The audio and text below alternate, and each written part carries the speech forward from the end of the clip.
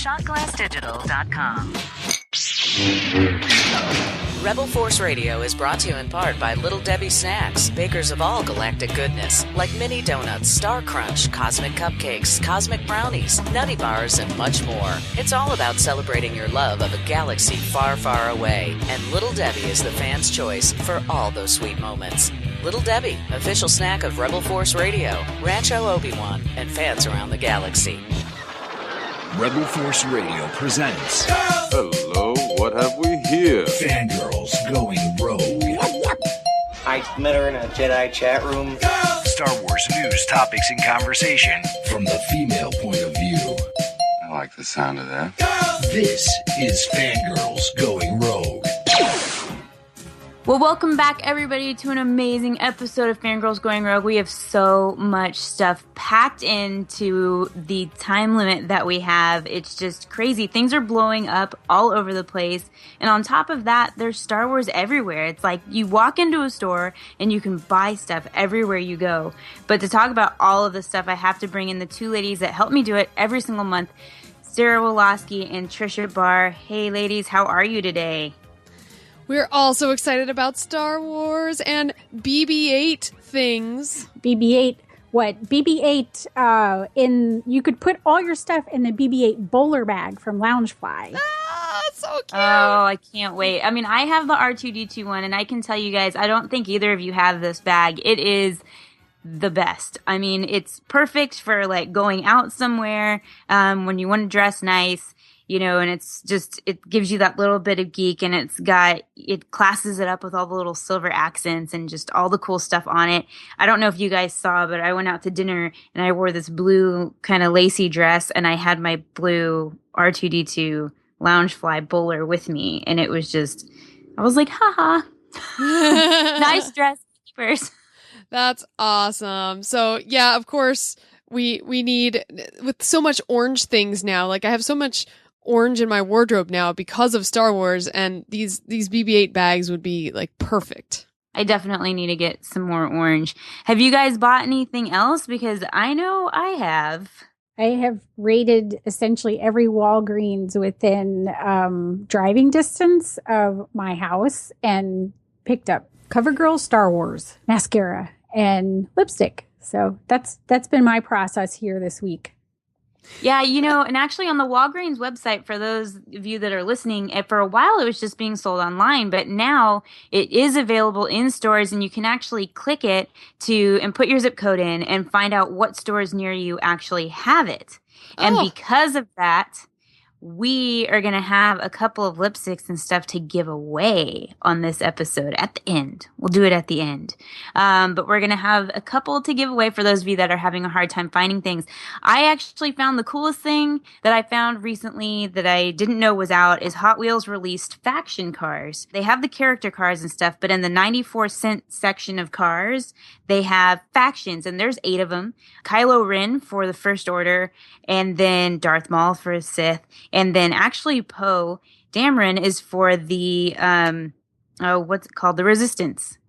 So it's pretty cool. It's not like a character, but it's a really cool design of a car with the faction logos and stuff on it. And they look really cool. I like them a lot.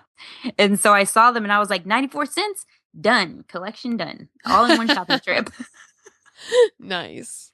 So let's jump into some fangirl related news. It's just kind of a little thing we're putting together because we're all out and about all over the place doing stuff. So first up is actually Jimmy Mack from Rebel Force Radio got a really awesome article on the Chicago Tribune. But not only that, Tricia, I believe you were mentioned in there. Oh, twice? That was, you know, it's so weird because I did that interview a long time ago, and so did Jimmy Mack. It was sort of over a period of time, and you can hear him talk about it on the October 2nd episode of Rebel Force Radio. So I suggest that you go listen to it, and the interview is awesome. But essentially, talking to the middle-aged fans, I'm still, you know, had my age in print. It was okay. It was okay. But you know, everybody knows when I saw the movie and how old I was. So I guess I could do the math, but I pretend like I'm a kid at heart. And it's really awesome just to talk about this next generation. And I in the interview, talked a little about coming in and having a hard time just finding the ground on the internet community the second time around. And now I feel like we're in it, we're on it, and Star Wars is ready for the ladies too. So Star Wars is for everyone, right? Absolutely. I was going to say the same thing. Well, we all agree because it is. I mean, we're multi-generational here. I mean, we're all different parts of the fandom represented right here, and yet we all are friends. We all get along. Like, it's just one big Star Wars family. Mm-hmm. And then, Sarah, you went and met more of the Star Wars family for a little Star Wars Rebels press conference? Yes, I did. And thank you for tossing that invite my way. On Friday, October 2nd, Richard and I went to the ABC building in Burbank to attend the Star Wars Rebels Season 2 press conference, where we got to screen the next 2 episodes of Star Wars Rebels Season 2, which features Captain Rex and Ahsoka, which is super exciting. And then also there was a press conference afterward where we got to speak with Dave Filoni, Ashley Eckstein, Vanessa Marshall, Freddie Prinze Jr., and Dee Bradley Baker. And it was really neat because there was only about 30 of us press members there, and a lot of them were people that we had met and known from Star Wars Celebration. So it was kind of like a mini Star Wars Celebration reunion. You know, we had Justin Bolger from theforce.net, Katrina Dennis from moviepilot.com, also James Jawa, Geek Girl Diva, Amy Ratcliffe, like so many people. It was really cool. So just not only seeing the actual people behind Star Wars Rebels, but just some of the Star Wars family again was great. Oh, and we need to make sure this is clear. When we tweet that Sarah is going someplace for Star Wars Rebels, that's our Sarah. And if you watch the video, it's Sarah Michelle, if we're talking about the seventh sister. So it apparently caused a little bit of confusion and excitement on Twitter. It did a little bit, but I think we got it cleared up. Yeah. Hey, you are a rock star now. Woohoo! You can be like Buffy the Vampire Slayer too. There you go. Hey, I'm pretty good with Ahsoka on Disney Infinity with her lightsabers, so there you go. Absolutely. I want to tell you that every time I try to play with another character, I'm like, just die so I can put Ahsoka back on. And then I just press every button and she flips and spins and knocks everything out. With Anakin, you have to be way more accurate. That's true. Yeah, Ahsoka's like the easiest. But anyway, we digress. So I wanted to bring in a few clips that we recorded from the press conference because this was so cool. There was a lot of things said that really applied to fangirls and fangirls going rogue. And just especially, here's Dave Filoni on developing backstories for some of our favorite female characters in Star Wars Rebels. I think in Season 2, what's most exciting is you will learn a lot more about where they came from and what drove them to the position they're in on Star Wars Rebels, which I think a lot of people wanted in Season 1. Like, for example, if you didn't know the Clone Wars, you've got a whole lot today as far as Kanan having to explain to Ezra what happened to him and why he feels the way he does about Rex. And you'll have episodes where we'll just focus in on, like, Hera, and it's all about her. We have more than one this year, actually, which does explain kind of 2 parts of your backstory. Like, you know, one is very much you as the pilot and what that's about, and one, I'll just say, because I'm in the mood today, which gets into her family and her father and why is she not a part of Ryloth and what has happened there, because her father was a big revolutionary in Clone Wars, so you almost think it'd be natural that she be alongside him. So we get very specifically into those character backgrounds in Season 2, which I think we all found really exciting. If Tia and Taylor were here, maybe you'd have got a secret about them. No one to be mad at. There's an awesome one about Tia, though, that is we have a new trailer we're going to debut next week, and there's a direct You can thank Kenobio for that. There's a big, she's like, we need more Sabine. And I'm like, okay, so let's just give the farm away. And we did, so. It's definitely something that if you watched Clone Wars, and I won't even have to hint more what it is, because if you watch Clone Wars and you hear what Sabine says, you'll be like, oh, that changes a lot. So it's good. She gets a lot of development in. I'll say this, that we're working very far ahead in the show, and as the characters have evolved, I would argue that where we end up in the future on Rebels, Sabine kind of elevates and is every bit as important as Ezra as far as what you think of as dynamically who's the show about and where does it go, because they're both kind of the young people dealing with this war. And it just became more and more important to have them elevated and have like the mentor characters supportive, and but they all get much deeper backstories this year, and you see it. It's not just talked about, it's just gone. This is pretty much what Tia told us from the Star Wars Weekends interview on Fangirls Going Rogue, that we were going to see more Sabine coming up. And I know Teresa wanted to see more Sabine. So are you excited? Yes. For me to, I think, finally really be able to attach to Sabine, I need some of the story. I love her as a character. I love her look. I think she's great. I love her voice, but I want to be, how when you just know a character, you just want to be attached to it? Oh, yeah. You want something you just give me a little more and I'll be hooked. Well, this is what I need. I need this hook. So excited. Really can't wait. And I'm glad that he talked about it, actually. Yeah, what? And 2 more episodes with Hera's backstory, too? Yeah. Oh, my gosh. I cannot wait. Really.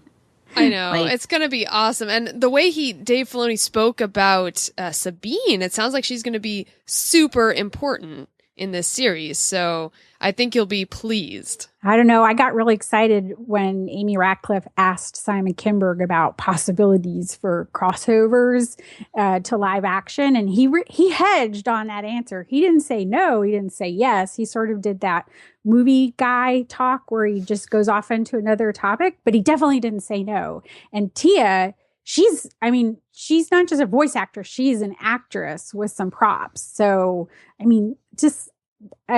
the possibility that we could see some of our favorite characters from cartoons on live action would be so amazing.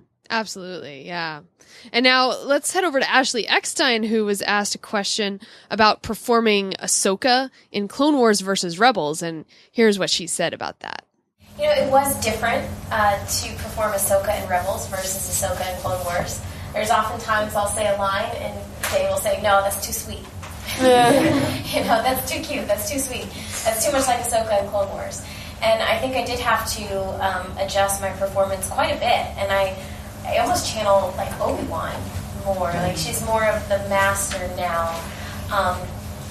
And almost like Kanan is, Kanan and Ezra are like Ahsoka and Anakin. So Ahsoka doesn't have the relationship with Ezra like Anakin and Ahsoka. She's more like Obi-Wan. Ahsoka wasn't super close with Obi-Wan. She always looked up to him with a matter of reverence and respect. And so I think Ahsoka, that's a good comparison for her in Rebels. And so it was different because it's so long. We worked on Clone Wars from 7 years, and I was the Ezra of Clone Wars, and so I automatically sometimes want to be snippy and sarcastic, and so I would say there's oftentimes I have to do a couple more takes to really get into Rebels Ahsoka. But I did want to maintain parts of that too. I always felt it was important that a kid watching Ahsoka that grew up with Clone Wars can still see in there that there's still a part of her that will wink at you and has fun because it's who she is. As a young person and as an older person, you still keep a lot of traits. So we just have to be very specific when it creeps in. Most of the time for me with Ahsoka, I think that she's looking at this world of these friends, and especially Kanan and Ezra, and it reminds her of the way things used to be, and things aren't that way now. That all got taken from her. and she's trying to figure out how does she move forward herself.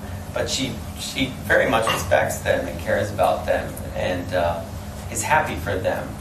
But she doesn't have that anymore, and she wouldn't even inject herself or include herself in what's going on there, except in very minimal ways as she figures out her own path. So I find it funny that she had to, do some more takes just to get into the right character and age range for Ahsoka in Rebels. Ahsoka's really grown up with Ashley, so they're roughly the same age now. And I think that's good because now she can draw on a lot of her own personal experiences in life. Yeah. Okay, so Space Married came up, and the press didn't bring it up, but Freddie Prinze Jr. brought it up. That's awesome. Maybe we gave him the idea when I talked to him at Celebration. I think so. I know that's a term that's in his wheelhouse now, and it might be just because of you. Well, the threats are a lot bigger in Season 2 than in Season 1. Season 1 is a bit more happy-go-lucky because we're winning. We're dealing with small-town government, and it's not that big a deal. In Season 2, everybody's seen our summer movie now. It's Vader, so it's, the stakes can't get higher than that. So, when you guys saw that, my wife's playing the seventh sister, and we don't know the gentleman playing the fifth brother, but we know that there are two of them chasing us, so there's not going to be as much time for those sort of, hey, here's a private moment. They may try to, steal some personal things, but it's usually going to be to resolve conflict or to help me sort of believe in a plan that I may not necessarily believe in, but I've been asked to trust by Ahsoka. I don't want to be with this guy. Rex to me is not Dee. I love Dee. But, if you've read the comics, you've seen in a very sort of visceral way why Kanan would sort of not think that's cool. So it's, you'll see more of that than you will the space marriage lane, if that's where it's just not going to be as much of enough. I would say it's more, I'm asking him to trust more than ever before. Yeah. Because if you have empirical evidence and a personal experience with a clone basically, annihilating not only... And he looks just master, like the dude who did it. Exactly. I'm begging him to go from our small structure into a bigger militaristic structure, which he detests. And he must cooperate. So I feel like if there's an affection for them, it's now she's cashing that in to really get him as a call to action and to commit to what looks like a ridiculous idea. So I think the ask is bigger for Hera, and the fact that he follows through and does is a demonstration of his love. I don't know that we have time to talk about all that. So it's perhaps what's said without words. But she loves me, though. Yeah. There you go. I love how he brings it up, but Vanessa sort of kind of closed that conversation up as far as what, how Hera would feel about it and what's going on. And that honestly, for me, when stories that don't dwell on it but have the chemistry are the ones that are fun. And even Empire Strikes Back doesn't really dwell on the romance. It's just tied into the story, and if people want to really get kind of caught up in it and love it, then it's there, but it's not there to bog down the story either. So right, but for those of us romantics, we can really just fast forward to the kissing part. All right, so at the very end of the press conference, Dave Filoni just kind of kept on talking. Like Tracy Kenobi had cut off questions, and Dave was like, "Oh, can I just keep going?" And she's like, "Well, it's your show. You're the boss." So Dave just kind of waxed on about developing female characters. So this was one of the biggest things that he said that I was like, "Oh, I have to play this on Fangirls Going Rogue." It's important. I can't even get into the importance of developing these female characters in a multiple roles as mentors, as combatants, strong personalities. You want the whole range for people to look at. And as you go through Star Wars, we have so many examples of so many different characters for boys to grow up emulating. And it's like, we need to broaden that. It's just been a real goal of mine. My wife is very outspoken and all these things that she studies and researches. And the most important thing I've done is listen to her and any other woman that's come up to me to say, hey, this is what I feel we're missing and lacking. It's the same trait I took on, frankly, that made me successfully work with George. I listened to him. I don't know the best way to tell those stories. I'm in a position where I have the authority to put them into play. So my strongest play here can be, I want to activate that. I want to create these opportunities and then see how far they can go. I mean, Tia, has earned, I think, that her performance, Vanessa's performance, so strongly identified with girls because they go, oh my gosh, Han Solo was the pilot that I knew. Now it's Hera. And she's an awesome pilot. What does that mean? When Ahsoka stepped on the stage and is the apprentice to what people always identified as the most powerful Jedi of all time, it was like a bomb for fans. What? How could that be? Well, it just is. Yeah, and I pulled up that quote and put it up on Fangirl because, we like to see these things written down too because not everybody listens to the podcast. And that thing just took off.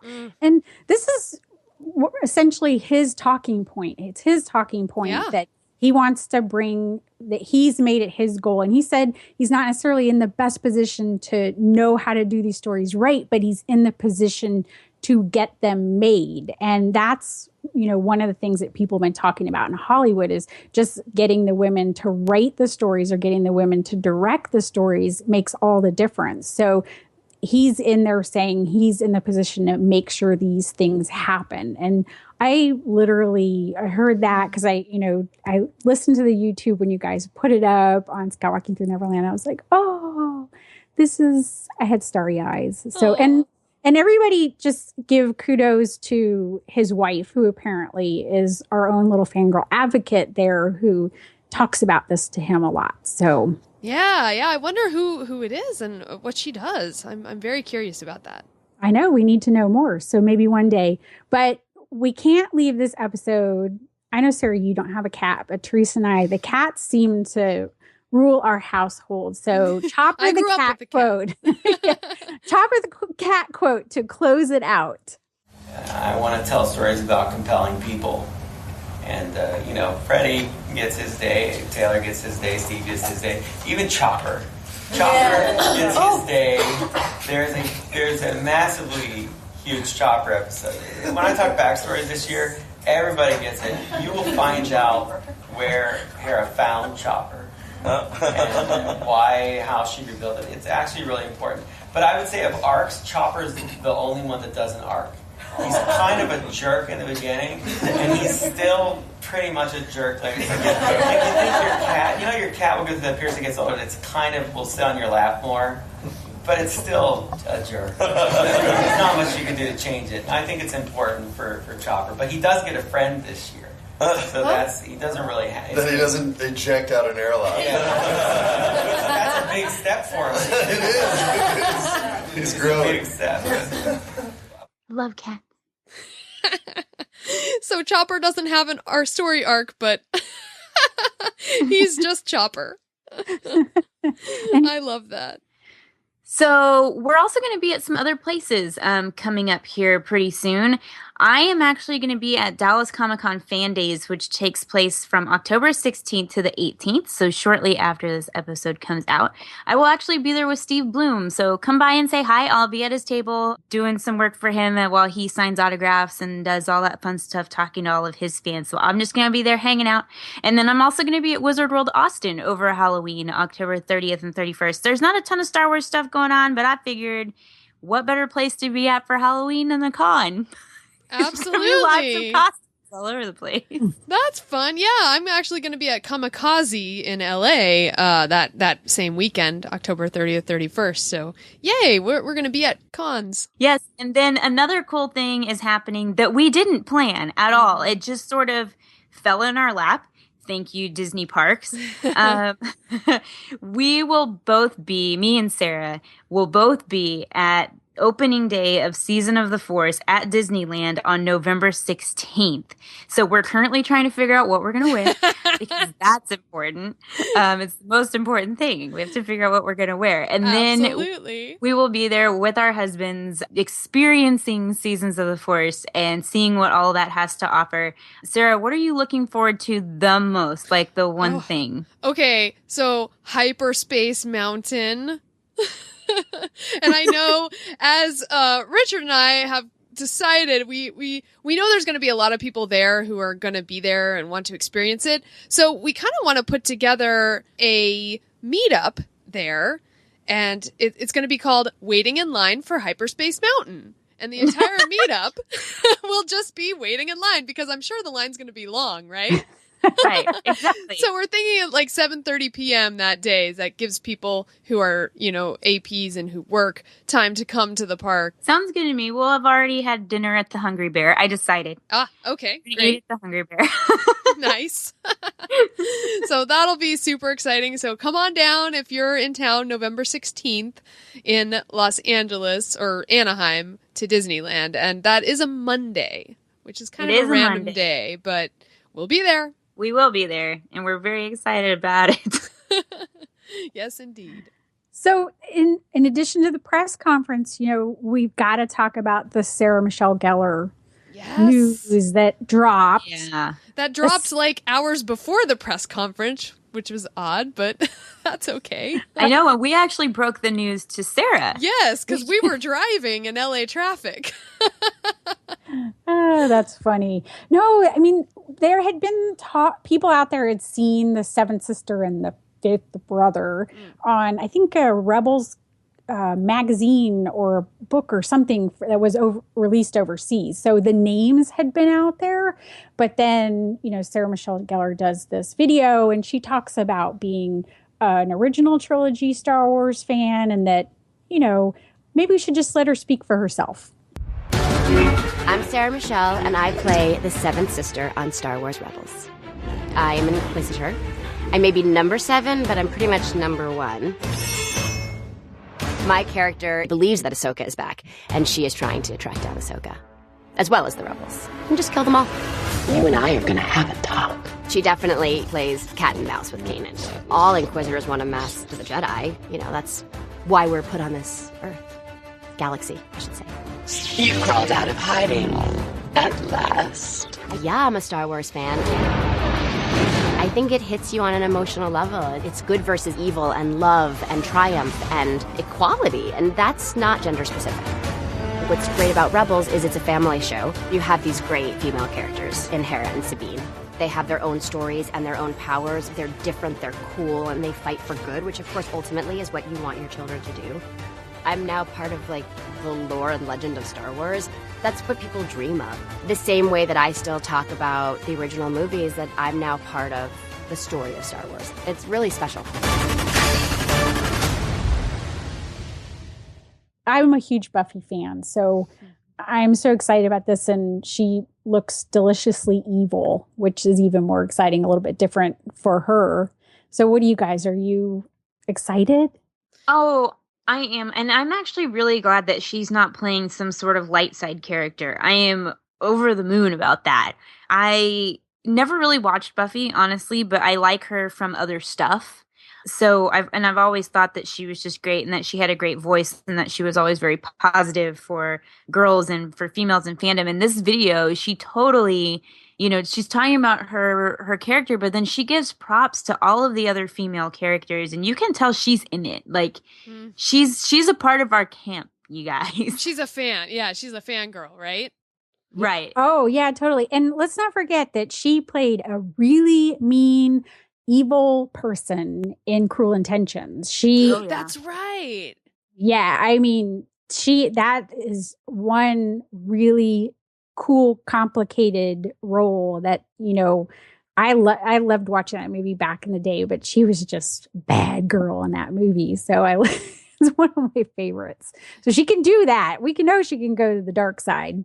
Yeah, and I love the fact that she mentions that her character in Star Wars Rebels plays cat and mouse with Kanan. So that's going to be interesting. And had we known more about this at the press conference, I would have asked Freddie Prinze Jr., so what was it like to play cat and mouse with your wife while recording? Oh, that's so funny. What a cool way, because you can just, Freddie talks a lot about he likes to just be the stay-at-home dad, and he can do this voice acting and be with his kids and do that kind of stuff. So he's fun to follow on social media because he's always talking about raising his little Jedi. Oh, it's very cool. We also have something really neat that is going on here in Austin. Someone told me about it before I heard about it from Drew, but Drew Karpyshyn, my favorite Star Wars author, and will always be, who created Darth Bane, is back at Bioware here in Austin, Texas. So he is working for Star Wars: The Old Republic again, not full-time, but part-time. And I actually took some time to talk to him about his role at Bioware. And so I have a couple quotes from you, or for you guys from here. He said that he's working with the team on content for Star Wars: The Old Republic, and the stuff he's working on should appear in the first content update for the game in 2016. Now, there is no date of when that content update will come, but the part he's working on will be in that content update. He also wanted fans of the game to know that they are focusing on a more story-driven experience than they have before, and in many ways, the story feels like a single-player campaign with lots of emphasis on your decisions that you make for your own character, which is a big deal because it really hasn't been like that for a little while. Started off that way, and then it kind of went, elsewhere in about the 2 or 3 years that he's been away from the game. And he actually had to do a ton of research into the storylines and everything that were created while he's been away from BioWare. So it's been quite an undertaking for him, but he's super excited about it. Wow, that's cool. And, on the video game side, Diana Williams from the Story Group was at the New York Film Festival, and I know video games is sort of one of her transmedia angles that she's into it, and she talked about it's at the New York Film Festival it's about story, and that's important when she gave her talk. So it's cool to see that they're bringing a storyteller back in and bringing that angle back up. So it's all going to tie together, not necessarily that Tor will tie into anything that's coming out in the movies, but that they're, bringing the emphasis back to story and characters. It's really cool, and I'm so excited, yay. And I'm just okay, we need to sit down and we need to have lunch, and you need to tell me what's happening. I was going to say, got to go out for drinks. So Drew. Oh, yeah. Well, we are both big food people. We love ice cream, so we'll probably be hitting up an Amy's. Amy's ice cream. Woohoo! Yeah, or something. We like going down on Congress and stuff, so it'll be cool. I'm excited. Nice. Well, I know at the beginning of the episode, we all talked about how we were shopping, and I've been hitting up all the Walmarts around, or Walgreens around, and I cannot, for the life of me, find these CoverGirl lipsticks. They're literally there's a little display, and each store got this probably 5 of the dark side and 5 of the light side, and probably 10 lipsticks. And that's the display. I haven't seen, the display doesn't have a place in the ones that I've seen for the nail polish. And so that's all they got. So and people said they were coming out, and I went to store, and the first one I went to, that thing, there were 2 of the same dark sides left for the mascara. That was it. So best way to do it is to go online. And I've been saying that to a lot of people, and I got more stuff that way, but then it's random on what you get for your quotes. Right. Well, and it's hard to see even what's on the quotes of the mascara anyway, depending on how it's in there. I know. I was turning, trying to jiggle it around, and this guy's just looking at me what is she doing? Yeah, I'm trying to shape that mascara so I don't know, but it was so funny. But yes, it's not easy. Yeah, and I really don't need all 10. I actually got one light side, one dark side, and I got mine offline. I went on Walgreens.com and I bought them there because they're still doing it. Buy one, get one half off. I actually got May the Force Be With You, and then I got Indeed You Are Powerful. And so I was like, done. Perfect. I was like, Okay, those are great. So if you buy certain light side and certain dark side mascara, they have different quotes? Yeah. Well, no. Well, they're all packaged the same. So it'll just say light side and it'll just say dark side. And then it's a toss up of what, what quote you which get. one you'll get. Okay. Yeah, the quote's not on the packaging. The quote's on the actual mascara itself. So, then it's a matter of when you can use it. A lot of people have been talking about the fact that the looks are now up, so you can actually look at the designs that Pat McGrath created and then try to recreate it. Now, they didn't brand all the pieces in the look as Star Wars, only the mascara, the lipstick, and the nail polish. But you can go on and they'll say, well, if you buy this color green, CoverGirl, whatever eyeshadow, this eyeliner, this foundation, you can create the look.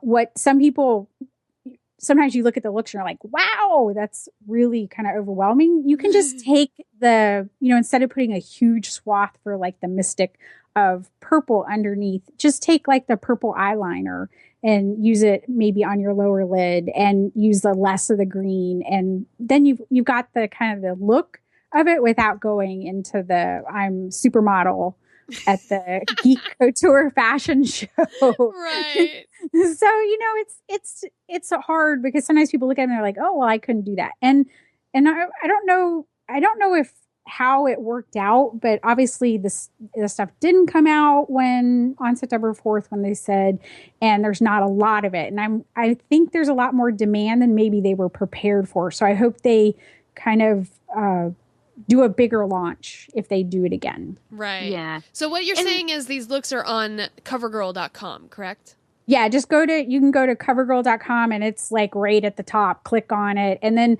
they have videos where she'll show you how to do it. Not all the videos are up. And then if you put in a secret code, and that's the other thing, I haven't quite figured out where the secret code goes. You can unlock the extra look, which is the Resistance pilot, but they haven't revealed that one. So I guess they're waiting for enough people to unlock it, but it's not explained very well. I am kind of bummed that they didn't have, branded like eyeshadows and kind of completing the look the way that like Beautifully Disney does their collections, where they kind of like name everything. And I'm also a little bit bummed that there aren't any names on things. So it's just like purple number 50 or lilac number 20, And so there aren't any names or anything. And I don't have any of the nail polishes, but Jonah Marie Macias, she had managed to get some. And she said that they're basically just the CoverGirl colors with the Star Wars stickers put on them. So, in that respect, I think they maybe dropped the ball a little bit because they could have done some really cool stuff and they made a ton of money because we totally would have bought it. I would have bought like Resistance pilot, makeup quad.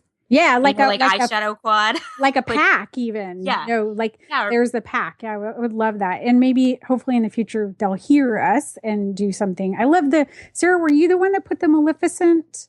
Yes, so I went to Walgreens. I wanted to find my Star Wars makeup, and instead they had like these evil Maleficent and like kind of the villains of Disney, these makeup like packs with a mirror that was shaped like Maleficent's face and they had eyeliner and eyeshadow, this nice box, like very beautifully made. So I spent my money on that.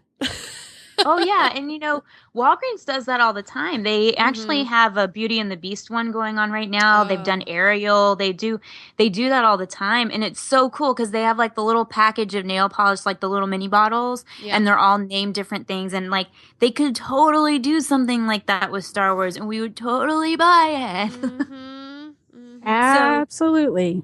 One fun time to kind of go all out with the makeup is on Halloween if you want to really do the look. So those looks might be a good time on a Halloween if you want to kind of vamp up your essentially what you're looking like and just, make it a little more dramatic and do up the town. So, and speaking of Halloween, if you go to Disney Store, they have taken the gender out of the equation on their costumes. And I am so happy to see that. So I am too. Like, I've done, a little bit with the Disney Store, and that's one of the questions that I've actually asked, and I asked when I was actually at Disney Store headquarters and I was talking to them about it, and I asked them about gender costumes and things like that, and there's a lot of women working on Star Wars product for the Disney Store, and they said that that was definitely something that they wanted to do, to where these costumes would fit everybody, all the kids.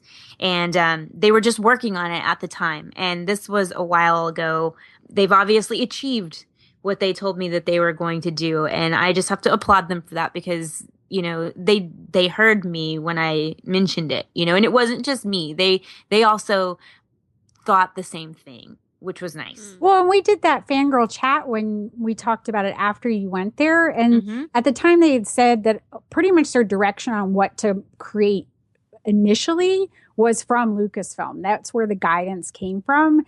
And that's been the discussion when we started doing fangirl chat, when all of us had our fangirl blogs, was that there wasn't a recognition in Lucasfilm of who their fan base was, which is a lot more diverse than they realized. And Disney's got a little bit more of their fingers in it. So, that it's nice to see that that's finally coming out. But I mean, there should be any kid, if they want to be Phasma or if they want to be, if they want to be Rey. I mean, there was a male cosplayer doing Rey's costume at DragonCon. Nice. And he had seen that Kay talks about this, where he saw the costume before he saw the character, and he liked kind of the scavengers. He's a tinker, and he made the costume and then realized it was the female character. He's like, screw it. I like this character. I like the character. I like the idea of the character. I can identify with that kind of character. And he made it. So go for it. Yeah. I can't tell you the amount of kids that I see on my Facebook feed, like boys who are going to be dressed as Captain Phasma for Halloween. Come on. That's like the coolest costume ever. It totally is. I would buy it if it fit me. The funny part about all of that, and I mean, this is kind of going away from costumes, but, working at a Hallmark store and knowing what ornaments we have coming out, and people are saying, well, what's this other Force Awakens ornament that's coming? Because Kylo Ren is out right now. I'm like, well, it's Captain Phasma. And they're like, what's a Captain Phasma? So I show them the picture, and they're like, oh, cool, a chrome stormtrooper. I'm like, yeah, but that's a girl. And they're like, what? And I'm like, that is a girl. And they're like, all right, that's awesome. I mean, that's not really what they said. They use words I can't use on our family-friendly show.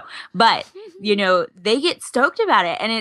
And it's guys that are like, what? Whoa. Yeah, and even in the promotional images, you can tell she's a woman. I mean, she has a little bit of a hip cock that's normally don't see when a man stands. And the boots, too, I think.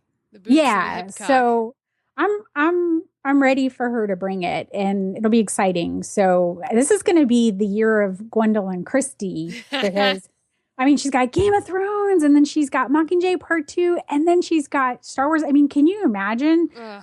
I mean, and she can't really talk about anything yet, but she will be able to. So probably in January, everybody's going to want her on their talk shows to talk about it. And I was going to say, when is she coming on?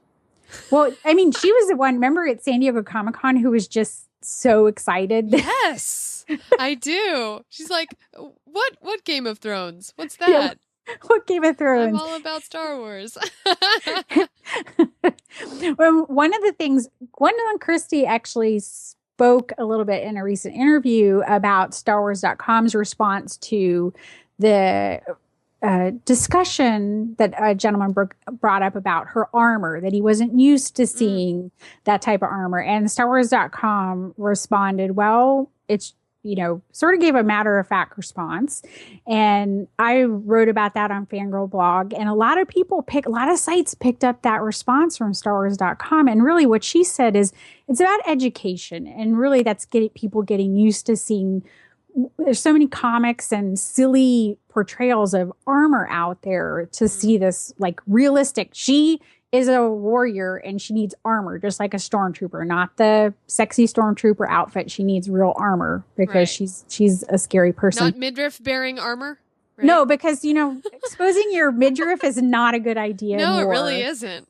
It's very impractical. I mean, You can seriously get injured that way. Yeah, and then it would take you a long time to die, but you'd still die. Yeah, you would die like over the course of hours as you sit there in agony, holding everything in. Yep. And went, damn it, if only my vanity. Why didn't I just finish out the armor? Exactly. But my boobs look good. They're up. You know, hey, but I'm dying slowly. It's okay.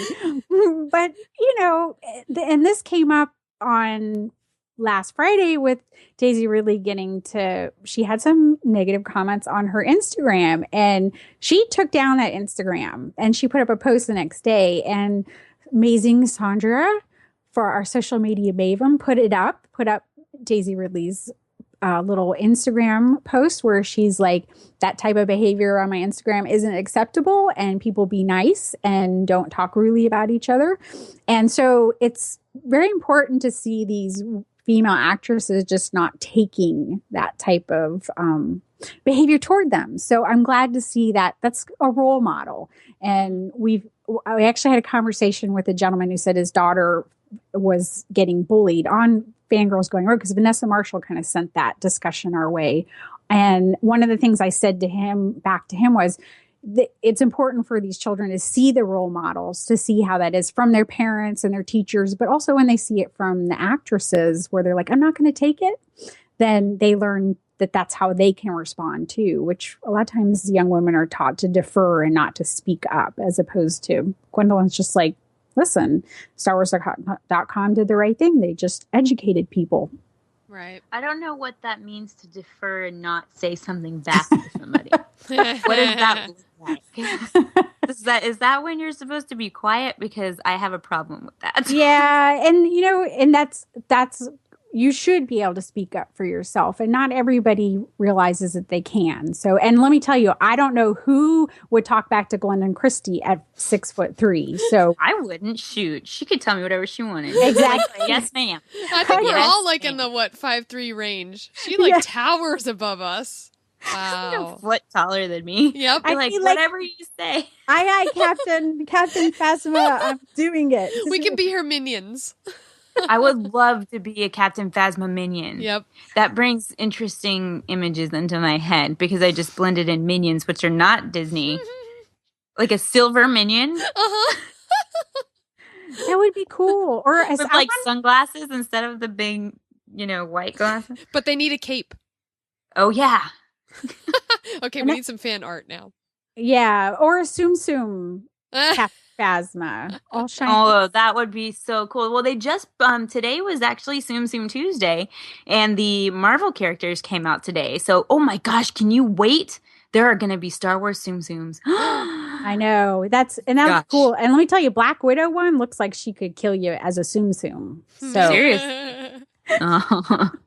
But speaking of like marketing for things, what about these fangirl focused ads? There are so many of them, and they're so cool. Like Star Wars focused, right? Star Wars fangirl. Yeah, Star Wars focused. Like, I love the Walmart one with the little girl who's sitting on the bed, and her mom asks her, and why doesn't the princess just let the boys rescue her? Because she's a modern and empowered woman and fettered by the antiquated gender roles of a bygone era. Yeah, that is one of my favorites. And I've actually had a couple people say, I'm thinking that's what you were like as a child.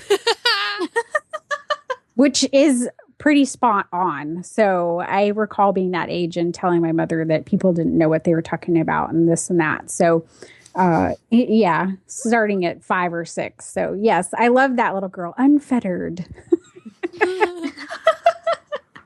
But we have one ad that is very, very fangirl specific.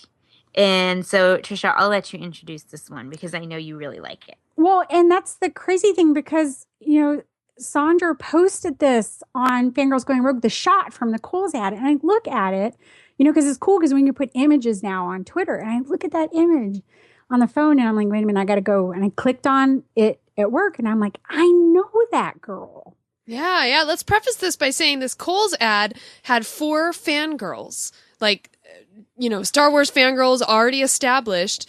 They were wearing Star Wars shirts from Kohl's, and they were all speaking as they were getting their hair and makeup done, just about being fangirls, and it was this great video that Kohl's put out. I quote something Star Wars at least once a day, so I can't even pick a favorite quote. I find your lack of faith disturbing. I could hold a lightsaber before I could walk. When I was younger, I didn't really think there were a lot of other fangirls like me. I loved lightsabers and tiaras. You should never have to be ashamed to be yourself or be embarrassed of something that you like. What you like is what you like, and if you like it, you should embrace it. I might be a nerd, and I'm a nerd proudly, but we can be fashionable too, This is like a dream come true. I still get to be a fangirl and just look fierce, which is awesome. Coming into this experience with Kohl's, my self-confidence was kind of low, and then coming here and meeting other girls who are just as passionate about this as I am, that really means a lot to me. Just be confident about it and do not care about what anybody else thinks, because it really doesn't matter. Be who you are, because that's the best person you can be. Yes to you, fangirls! Yeah, so, knowing that one young lady, Lillian, who was one of the Year of the fangirls from her universe, I thought maybe she might want to talk about it. So let's see. Let's give her a call. Lillian, welcome to Fangirls Going Rogue. Hi, thank you all for having me. So, Lillian, we know each other all the way back from Fangirl, Year of the Fangirl with her universe. So you've come a long way. Yeah, that was, I think, 2013 that started. Mm-hmm. Do you feel like just being a part of that initial Year of the Fangirl when we were sort of, helping build this community, right? I remember talking about it with Ashley Eckstein and thinking, we'd be great if we could get a year's worth of girls, and they haven't stopped since then. So, and now you're in this, we didn't even imagine then there would be a Star Wars movie. So can you just tell us like a little bit about your journey since then as a fangirl? Like what have you been up to, and how did that help you grow? Her universe has definitely been something that has helped me grow so much as a fangirl. So I met Ashley 2010 when I was 13 or 14, and that's when she actually first told me about her universe. The company hadn't even launched yet. She just kind of wrote her universe web address on the back of my autograph.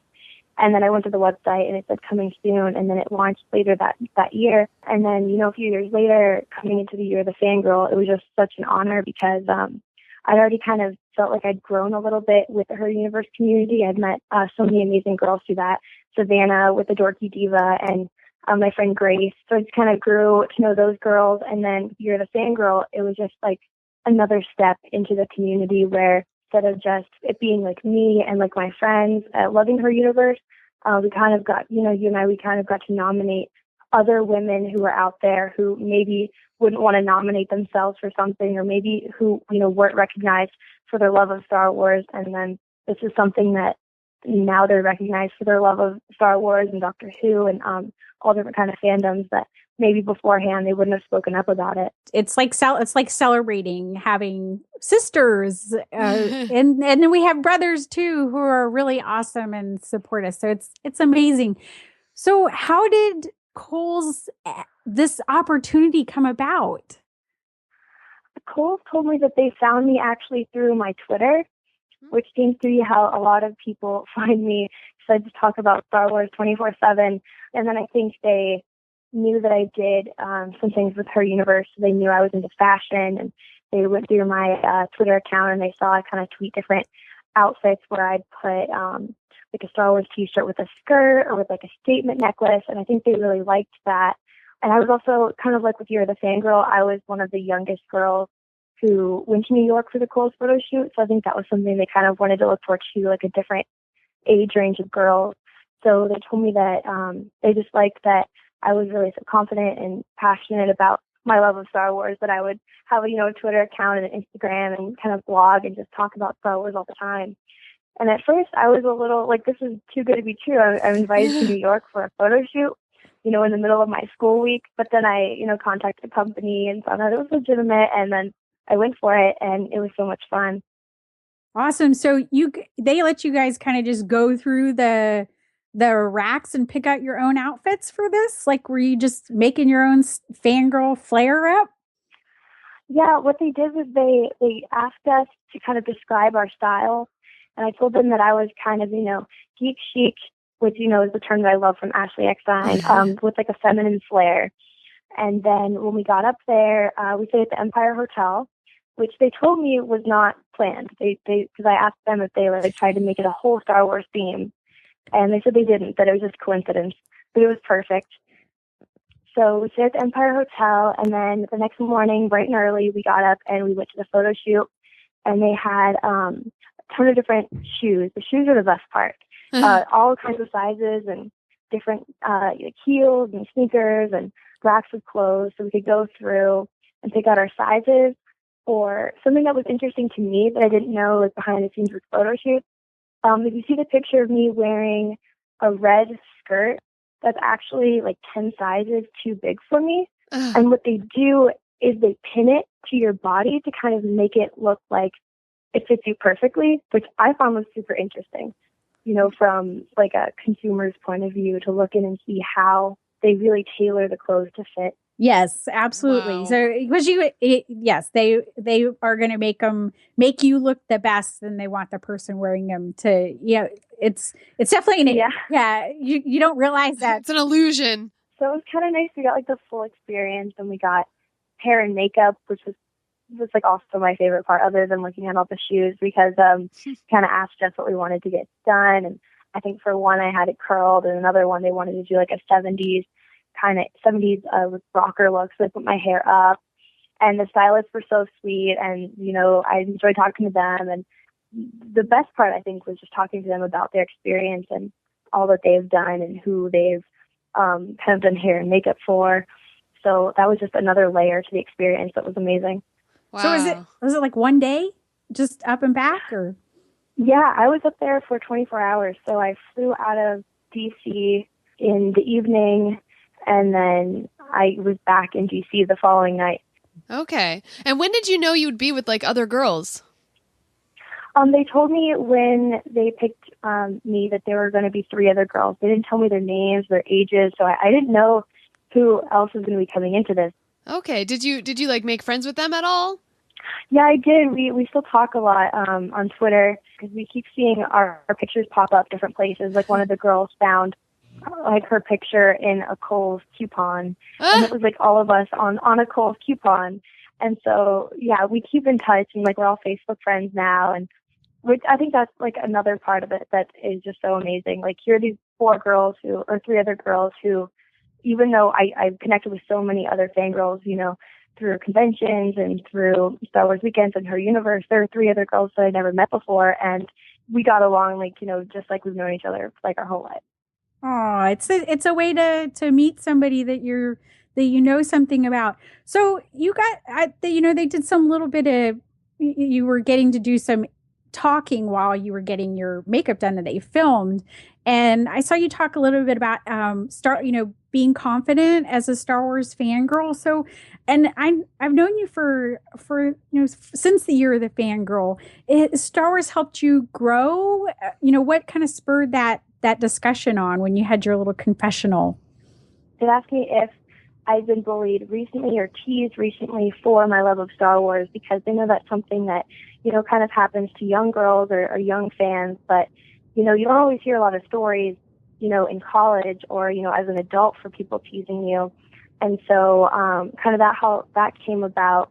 A few days right before the shoot, actually, someone made a comment to me about there being like the quote-unquote hot and attractive girls, and then there being like the nerd girls. Basically, they put me in the category of the nerd girl, which, I'm okay with, because, I am a nerd, and I'm a nerd proudly, I think, like I said in the video, but I feel like, that all women are attractive and still beautiful, even if you're a nerd. Like, I feel like there's not this black and white, you're a nerd or you're attractive. So going into the photo shoot with Kohl's, like, I felt like I knew I had the photo shoot coming up, and this person said that, I wasn't attractive, and, at first it kind of catches you off guard, like, oh, like these pictures are going to be used around the world. I'm sending, an agreement saying they can use them for anything. Like, am I going to be criticized for this? Because, I'm, not a typical model. So I kind of had a day or so questioning, my agreement to doing this. Like, I was a little bit nervous, but then getting up there and just, realizing why I was there, because I love Star Wars and, that, what other people's opinions say don't really matter in the end. Like, I feel like I'm beautiful and all other women are beautiful too. And just seeing these other girls who are up there who were confident and who have said they've had similar experiences with people making comments about them, not being models, because we all read the comments. I think there are like 10,000 or so comments or likes on the pictures. So we kind of read through them, and some make us laugh because some people are like, those aren't Star Wars fans, those are models. And then other comments say like, oh, like, Kohl should have hired actual models. Like, so some are derogatory and some are positive, but at the end of the day, I think we all realize that we're proud of ourselves for doing that. And I think we're definitely proud to be Star Wars fans. So at the end of the day, like, the little bouts of self-confidence that we have don't really matter if in the long run, we're confident and proud to be who we are. Exactly. And just remember, when people are making those comments, it's usually because they have a lack of self-confidence. So that's how I tend to pick myself up out of those moments. But, I think you ladies standing out there and celebrating, I was like, look at those cool outfits. Because, we all kind of have our geek chic flair of our own, but we don't get to see a lot of different looks necessarily and up against each other. So it was cool to see all the different style and everybody takes their own little flair to Star Wars. And I was so excited when I saw that. And, congratulations to you for getting that. Thank you. Yeah, it was so much fun. And I hope they do something like that again where maybe some other fangirls can be spotlighted. Yeah. Yeah, I think it's amazing. Like, Star Wars is such a family community. And so just know that all the Star Wars fans are looking at that ad and going, wow, you guys are awesome. And the fact that we know you, I mean, that's just so cool. It is. Lillian, do you have any other things coming up in Star Wars? Any blogs or articles? Because I know you've written some stuff. And where can people connect with you so they can tell you how awesome your ad was? If you want to follow me on Twitter, it's at Lillian Skye _. And I also have a blog, Fangirls and the Force, which I've had since I was, 14. So I don't blog on it as much, but I'm very active on Twitter. And I'm on Instagram at Fangirls and the Force. Well, Lillian, thanks so much for joining us and sharing that experience. We're so excited for you. Thank you so much for having me. Yep. All right, so everybody did something for Star Wars Reads Day. Teresa, what were you reading to there? The Imperial Handbook, maybe? Yes, but who were you reading the Imperial Handbook to? Who are you changing over to the dark side? All of my Beanie Boo friends. That was the cutest Instagram picture ever. I can let you know who they were. Let's see. There's Beanie Boo Panda, Beanie Boo Pink Cheetah, Beanie Boo Husky Dog, Beanie Boo Dragon, Beanie Boo Snow Leopard or Snow Tiger, and Beanie Boo Lion. Aww. And have they all been converted to the Imperial side of the galaxy far, far away? Everybody but the panda. He wasn't having any of that. I think Sarah, though, might have been bringing people over to the rebellious side. Yeah. Yes, I was. I was at a library along with Richard, and we were leading... Well, I was doing face painting, dressed as Princess Leia, and Richard was dressed as Anakin Skywalker, leading games and reading the books, reading the golden books, actually, to all the kids, and then he would have them act out scenes while he was reading them. So at various times throughout the library, he would come whooshing by with a bunch of kids in, like, X-Wing starfighter battles. It was pretty fun.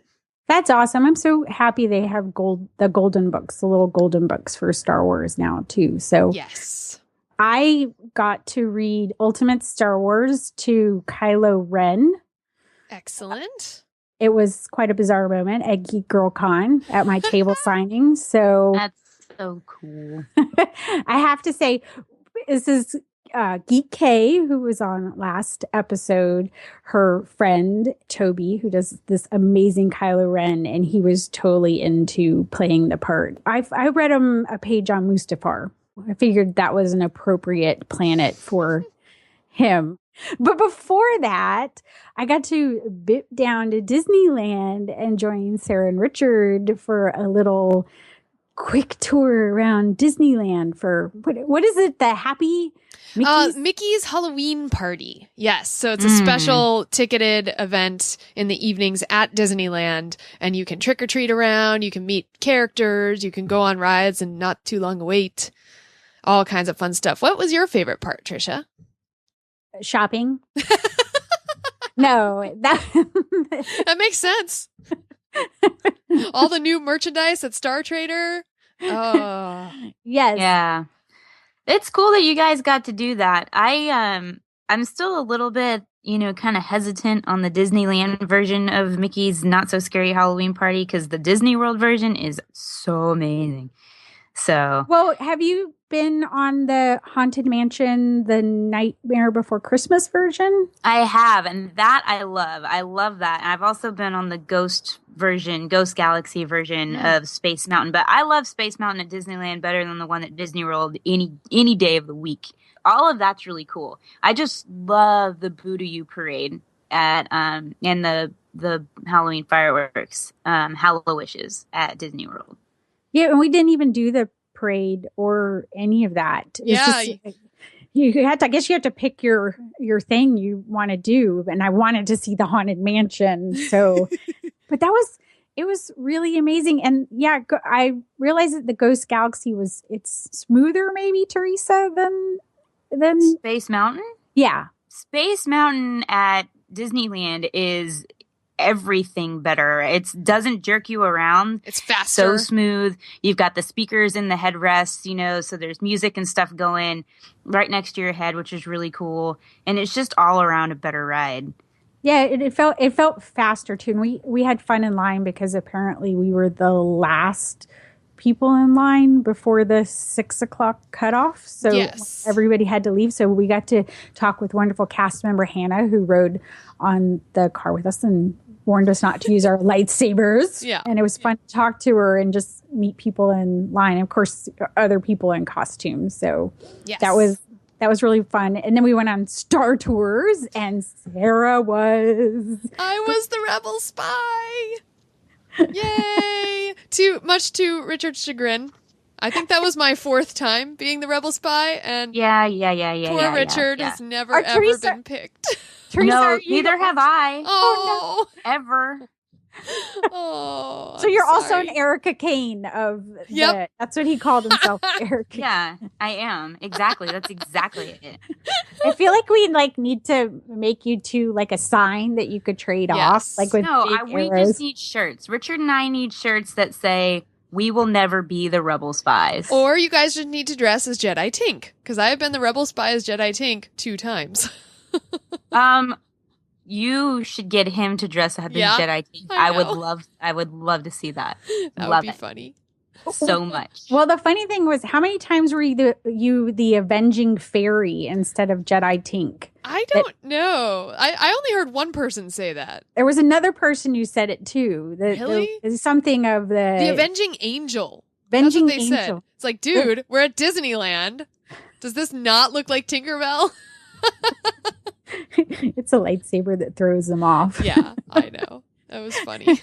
So, in addition to Ultimate Star Wars being in Star Traders, which Richard announced to everyone, in the store, he likes to do that though. He's like, hey, oh look, Ultimate Star Wars. Oh look, the author of Ultimate Star Wars is right here. Oh, I should get this signed by the author of Ultimate Star Wars. So I went and ducked and said, oh look, there's BB-8 plushies and BB-8 Christmas ornaments and BB-8 shirts, and I fit myself into a extra large girl shirt with Rey on it, and then proceeded to find the women's version at DCA. So but that's okay. I also found something else at California Adventure. I found the Ahsoka Vader 2-pack, which I did a little fangirl flail right there in the store, and the person in the store was kind of like, wow, it's really that exciting. I'm like, yeah, it's really that exciting to find that. That was awesome. And one of the other things that I really loved was Chip and Dale, meeting Chip and Dale, just because I was sitting there watching them steal Richard's candy. And did they steal any of yours too? Okay. Yeah, they stole my lightsaber. Dale stole my lightsaber and had it for the pictures. and then I believe it was Chip who never gave the candy back. and Teresa, you have a lot of experience like interacting with you stay in character and and hoard it. And so I'm so excited for how this will play out in Star Wars land. Yay. I'm excited. I know. Cast members staying in character, you mean? Yes. It's going to be awesome. Well, Chip and Dale, too, apparently stealing lightsabers. No. That would be funny, although I don't know if we'll see Disney characters in Star Wars land. Yeah, no, but no, just probably not. The aliens and the possibilities for all that. It would just be really, really exciting. And then after that amazing adventure, I flew up to Seattle for GeekGirlCon, which is my 4th year. It's also was Star Wars Reads Day, so that's where I was reading to Kylo Ren, and I got to give away. I was funny because when I said people could ask questions, submit questions on the Star Wars panel that I hosted, and there were some questions on Twitter. As soon as they realized I was giving away copies of Aftermath to the questions I picked, it was like people were running to the front to submit questions, and I did it that way. Usually at a con you have an open mic, and just let people come up after you discuss what you want to discuss, which I had Geek K on and Linda Hansen-Raj, also from Fangirl Blog, and then Kelly Knox, who's a geek blogger, and Lisa Granshaw, who does a lot of the fashion articles about Star Wars for Daily Dot. Yeah, and she hosted a fashion show first ever at GeekGirlCon that Saturday evening. So, she organized it, and they had, local geek fashion people there that did the designs, and Kay took tons of pictures. So I'm excited for everybody to see those. But, we just talked about things like the merchandising and the kids' toys and things that we talk about all the time that you forget that not everybody's in the know and talking about it, this kind of stuff. And then, the questions started opening up, and one of the earliest questions was about Mon Mothma. And so it was fun to say, read the books, because there's some awesome Mon Mothma stuff. Yeah. Lot of stars and moving targets. So that was really fun. And then, thanks to Delray Star Wars for giving us copies of Aftermath, and also some of the Twilight Republic patches that they were giving away at New York Comic Con. Oh, awesome. Yeah. And also some, DK Publishing gave me all sorts of goodies. I had bookmarks. I had Sabine bookmarks. Wow. So, and I have extras, so we will be giving those away in the next episode as soon as I figure out how many I have left. So it's one of those things you just throw everything back in your bag when you do the red eye. Yes. Yep, I've done that before. Sounds good. And then Kay got up and modeled the Rey costume, and Toby got up and did the Kylo Ren so people could see them. And I got to reconnect with Tracy Durgerman, who's Star Wars Brat on Twitter, and she's a big Clone Wars fan, and she was really disheartened when the Clone Wars ended, and it was really fun to see her very excited for Star Wars Rebels and reconnecting, and excited for the movie. So it was it was fun panel. I hosted for 4 years now, and it was standing room only. They capped the line. They stopped letting people in. Yeah. Nice. And then I ran to a book signing. That's where I read to Kylo Ren. And then I think I might have eaten maybe a bite. And then went to the Heroine's Journey panel. Oh, okay. So this was led by your co-host BJ Priester? Yes. And so that was again line capped. Okay. And then that was Alan Kistler, who is a best-selling nonfiction writer about Doctor Who, and also Jennifer Stuller, who helped create GeekGirlCon. She's one of the board members and was one of the founding people. And people might have recognized her name because I mentioned her book on female characters in my Sage Ventress article in Star Wars Insider. So it was fun to give her a copy and sign it. So that was fun. So it was awesome to be able to do that. And the whole thing, it's so empowering and wonderful. And one of the things I noticed, I went to the Korra panel. It was fun because people were just they just started talking, and everybody in the room is just talking. It's full, and everybody's just talking about their favorite characters, and they were just talking about all the amazing swath of female characters. And people who like Star Wars, Korra is very much in that vein. But I was looking at the young lady who was hosting, and she's wearing the Korra cosplay, and I'm realizing how it looks very similar to the Rey costume with the sleeves up, and then on the arms. Well, that's not really sleeves, right? What are they? They're kind of gloves, and then the cutoff shirt and the booties and the way the belt wraps around the thing. Like, it's very interesting because Korra is a very popular cosplay.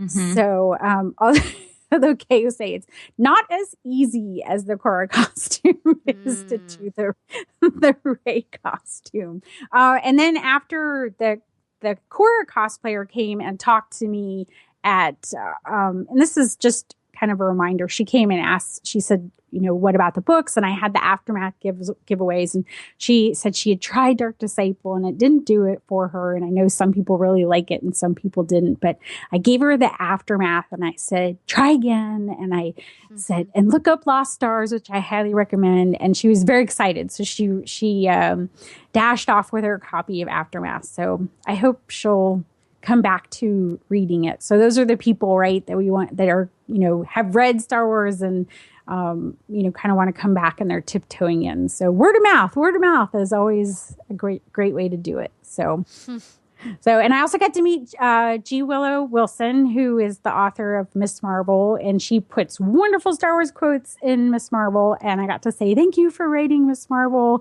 And what she talked about was essentially spending your dollars on consuming things is a way to influence things. And we talk about that a lot, just for, if you buy something, then they'll notice that we are buying things and make more of them. Yep.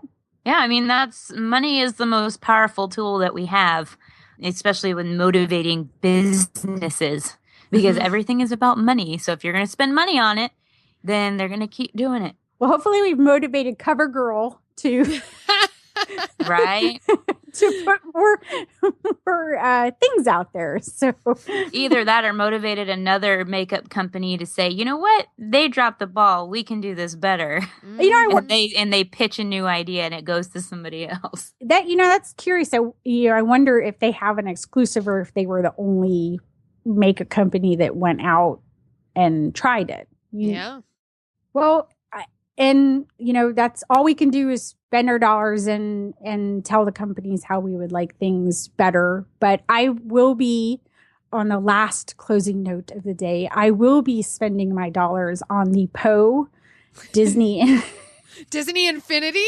Yeah. Yeah, I could see that. Oh my goodness. That's so cute.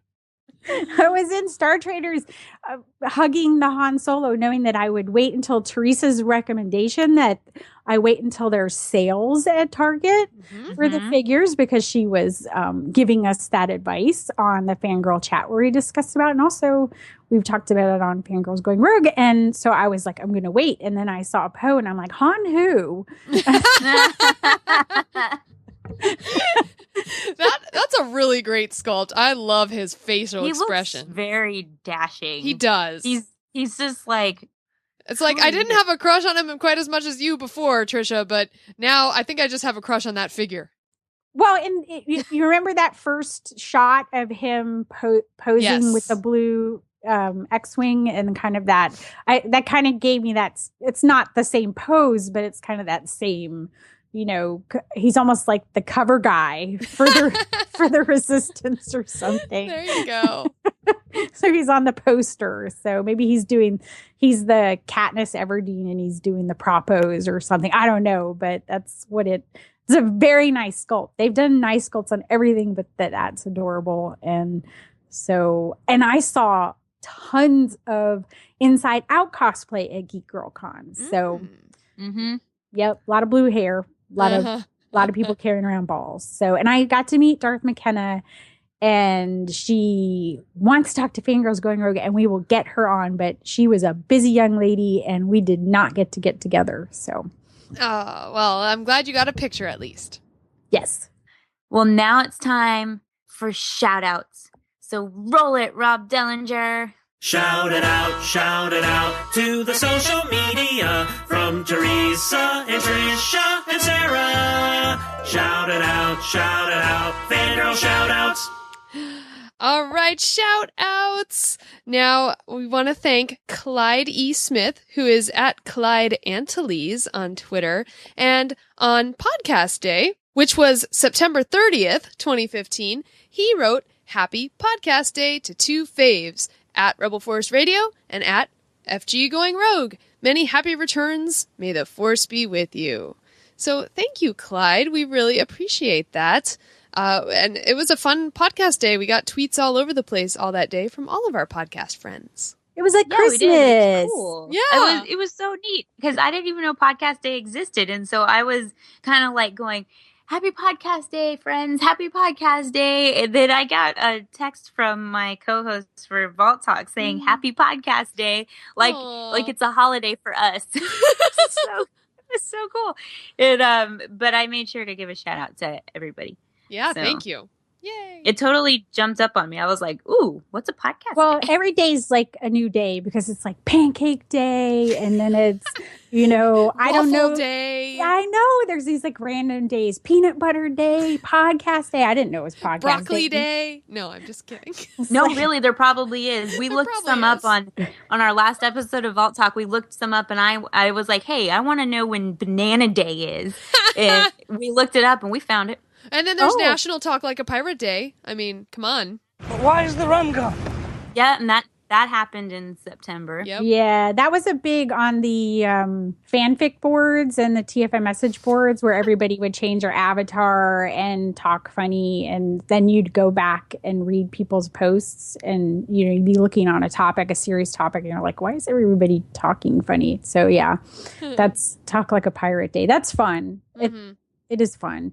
But we want to give a shout out to Patty Hammond, who's at PattyBones2 on Twitter, because I saw this tweet and it was really awesome because she did an interview with Sandra Shute at Everyday Fangirl. And now that means she's done everybody who's associated with Fangirls Going Rogue, right? Everybody has an interview on there. That's right. Yay! Yeah, so head over to everydayfangirl.com and check out her blog posts on Fangirls. She does one, I think, once a week or once a month? It's awesome.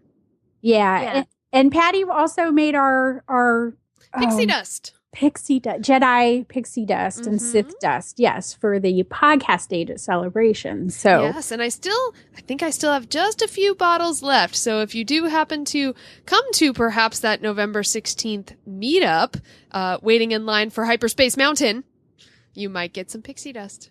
There you go. Or you could just spray it all over the ground and that way people could find you. Just leave a trail. This is where we are. Follow the pixie dust. So, and some Disney employee is going to be really cranky at the end of the day. So I guess it's time for Mr. Dellinger to roll it again. Sidious, Anakin, Luke and Leia, Qui-Gon Jinn, C.O. Bibble, Kylo Ren, Salacious Crumb, Bib Fortuna, Boba Fett, Amidala, Wicket, R2D2 BB-8, I can barely keep it straight. It's a character discussion. It's the Fangirls on character. It's a character discussion. So we were sort of out there. We're doing our show notes, and Teresa throws out, "How about creatures for our character discussion?" And I love creatures. what would be if you could have a pet? If you could have a Star Wars pet, what would be your Star Wars pet? You only get one. Not fair. No, I know, because I know we like to do the 3 and the 2, but you only get one. So Teresa, pick your pet. Nexu. Yeah. Done. I mean, as much as I kind of want a puffer pig because I think they're funny, and I also would like a loth cat. Since you're making me pick one, it's got to be a Nexu. That was like cheating. You named your second and third choice. Yeah, but I didn't. But I said who my number one is.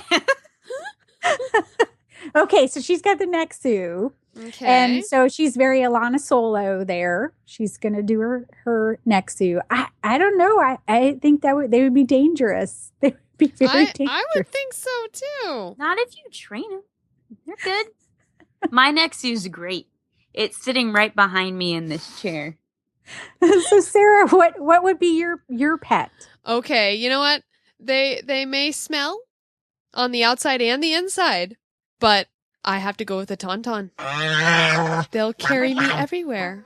That's a good choice. And I probably would have picked that one just because it, kind of gave that kind of cowboy vibe there with Han Solo out riding on the range on his little bipedal creature that smelled a lot. I often tell Ganner the Jedi horse that he smells a lot. Yeah, he's a stinky horse. I don't know why. He likes to lay in his poop a lot. And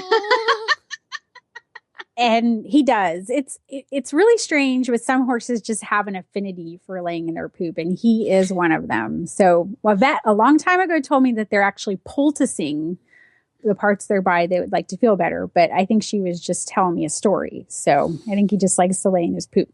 So I can't go Tauntaun. So I'll go Bantha because you can ride them. And if you think about that, though, Teresa picked her prequel trilogy pet. I can ride on a Nexu. Yeah, that would be scary. I have it trained. Too. I have it trained, guys. You forget. I'm a little bit dark side, so I use both sides of the Force on my Nexu. It's under control. I have a feeling your Nexu is kind of like a tiger, though, that, at any moment, it could lash out. Well, I'm Jasmine then, because, I have it trained to go after princes who make unwanted advances. That's awesome.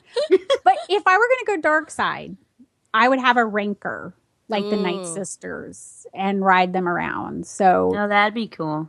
That would be really cool. But one of the interesting things is, there's this always people debating about CGI versus practical effects. And the Banthas, the Tauntauns, and the Rancors, when they were done with practical effects with models.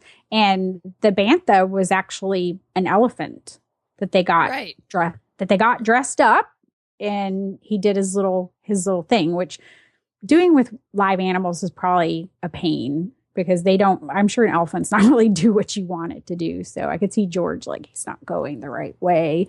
But then you have the Nexu and the creatures in the Geonosis arena, which really give a neat kind of, that Nexu's scary when he's trying to get up and eat Padme and all the creatures. The dynamic scene of it. So, you can see the kind of pluses and negatives of both sides and how you just sort of have to make it work. And sometimes you wonder if George Lucas was going, man, I wish I could have done more with that Rancor. And then he was, he ended up in the prequel trilogy. He just want to do all those things. So you can find a healthy mix. Definitely. Well, and CGI doesn't always have to look like, real CGI-y. It can be done in a way to where you don't really notice it. And I know we're talking about live action versus animated here, but just an example of how you can have a CGI animation and have it look like its normal ink and paint animation is The Rescuers Down Under. The Rescuers Down Under was the first all digitally done animated film by Disney. And in a lot of the scenes, you wouldn't even realize that it's CGI for the most part. But it is. It's completely digital.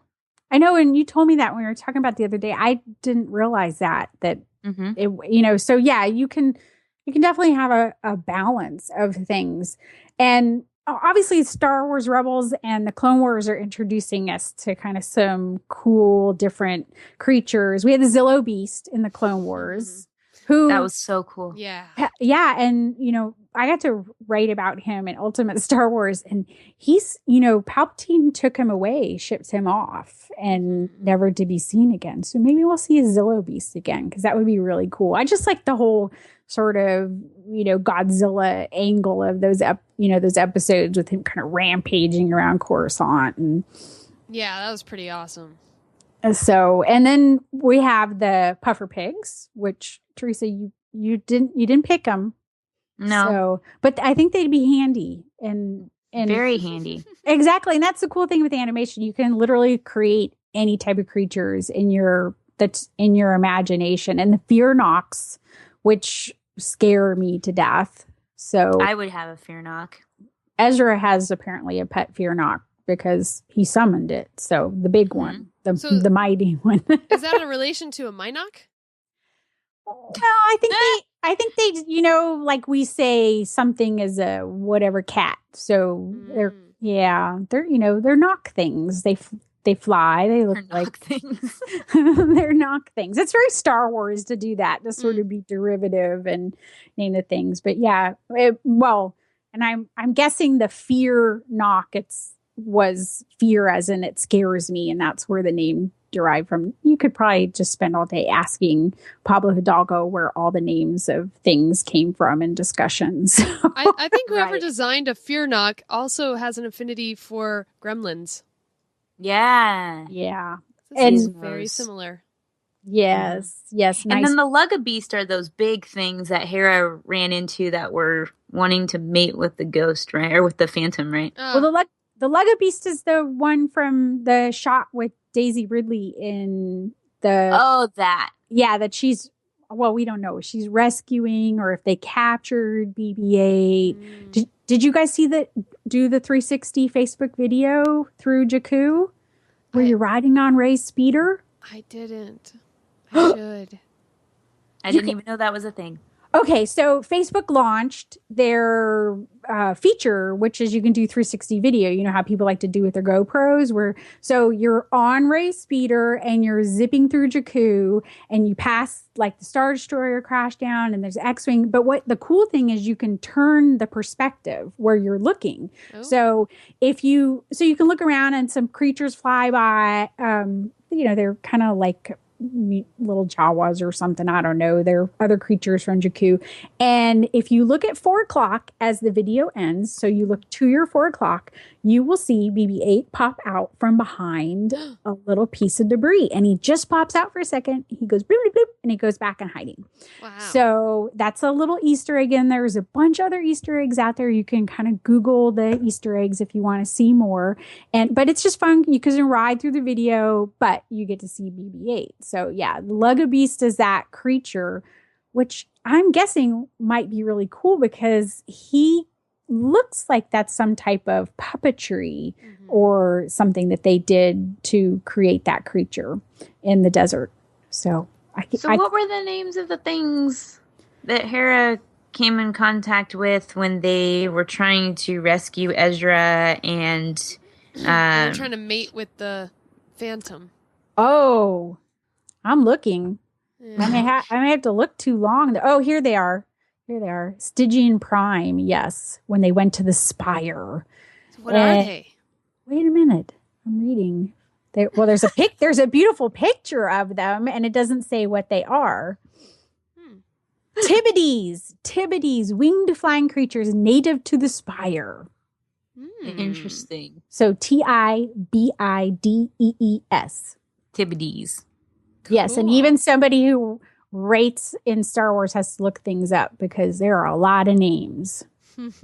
I remember, and it's always important to remember too, that like things that you remember, other people may not. I was on my first Rebel Force Radio Clone Wars discussion roundtable, and they were talking about IG-88, and I'm like, what is IG-88? I don't even know what IG-88 is, but that's because the collectors really focused on those background characters because and so to them it was something, but then I realized that there were things that I brought to the discussion that were completely different. So just remember that if you can't remember something or something, people are talking about things and you don't know what it is, it doesn't mean that you aren't as big a Star Wars fan because you don't remember it all. So everybody brings their own special flair to Star Wars and the things that mean the most. So like Sarah has her really cool love of music and she can tell us all those things. And Teresa has a lot of knowledge of the prequel trilogies and she brings out a different angle looking at Padme and just stuff like that. So, everybody brings their own thing to it. Yep. Well, I think we're at the end, but we do need to give away these 2 lipsticks. So I came up with a way to give them away. Which colors do you have? So it's going to be a nude color, like the nude number 70, I think it is. Tricia, you'll know for sure because I don't have that one. But I wanted to give one away that probably anybody could wear. And then I also will have the lilac shade. I think it's number 20. So that's the one that's... If you go on my Instagram at Ice Cold Penguin, it says lilac, and that's the one that it is. So it's going to be those 2. And so this is what you need to do. Get on Twitter, or you can post on our Facebook page. But if you're on Twitter, you need to tag at FGGoingRogue. And then you need to reply to this question. What lipstick color would you pick? And it can be any color, not just the colors that CoverGirl released, to represent your favorite Star Wars character. And you have to follow Fangirls Going Rogue on Twitter as well. So at FG Going Rogue, make sure you follow us too. And this is for the Star Wars CoverGirl lipsticks. So very exciting. So will there be 2 winners? There will be 2 winners, and we will compile it all together. And then on the next episode, we will have picked the 2 winners. Nice. I think that lilac would be a good Asajj Ventress kind of look. It is. I think I want to wear it with my Asajj Ventress Her Universe hoodie, maybe. Yeah, so maybe at some point we'll post some Instagram pictures of us trying out different lipstick colors with All right, that's it. I need to order online. Yeah, you need to go just Walgreens.com, yep. Sarah. They have all 6 of them on there. I'm going right after this. Richard's always like, oh, bad influence. Hey, this isn't that expensive, all right? I could drive you to buy a bunch of other things, but I'm not gonna. That's right. Well, we've come to the end of another episode. It makes me so sad because I get to record with you guys once a month, and I like talking to you guys so much. So here is where you guys can find us online. I promise I won't steal anybody's stuff this time. And also, Tricia's not dying of laughter, so... Oh, yes. I did not do my fair share of the of all this ending stuff, so I am composed. I will not crack up. You have to admit, though, that people like that. Yeah, but, anytime you want to, feel free to just hashtag us, nothing else, on Twitter with hashtag What's a Snoke. Just whenever you feel like it. That's right. That probably will be the question of the whole trilogy. So we won't get the answer to What's a Snoke until episode 9. Hey, Sarah, I just came up with our next Fangirls Going Rogue t-shirt. What's that? What's a Snoke? What's a Snoke? What's a Snoke? Hashtag What's a Snoke.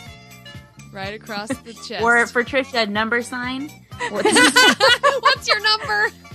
What's your number? I'll never live that down. What's your number? What's a Snoke? What's your hashtag? It was a simple mistake. You outed yourself, though. I love it. Well, yeah, but the funny thing is there again, don't be afraid to ask the question. So, because I was thinking of my number and I'm like, number episode 7, or is it number like my Star Wars number, which I don't know what that would be. So yeah, we should come up with that. What's our Star Wars number? Mine's 83 for the year. 83. Mine would be 8 for BB-8. Ha! Oh. And mine would be 271 for set 271, going into that asteroid field.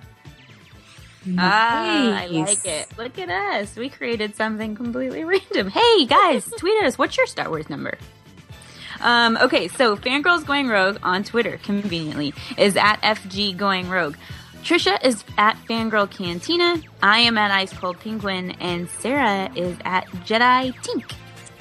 And as always, we love to get your emails. We try to answer them back as quickly as possible. So you can do that at fangirlsgoingrogue@gmail.com. Go type Fangirls Going Rogue into Facebook, and Tumblr, fangirlsgoingrogue.tumblr.com. And we've got a lot of cool images coming up on Tumblr, so check it out. Awesome. And on Instagram, Sandra is so great at hosting that Instagram for us, and that is at FG Going Rogue.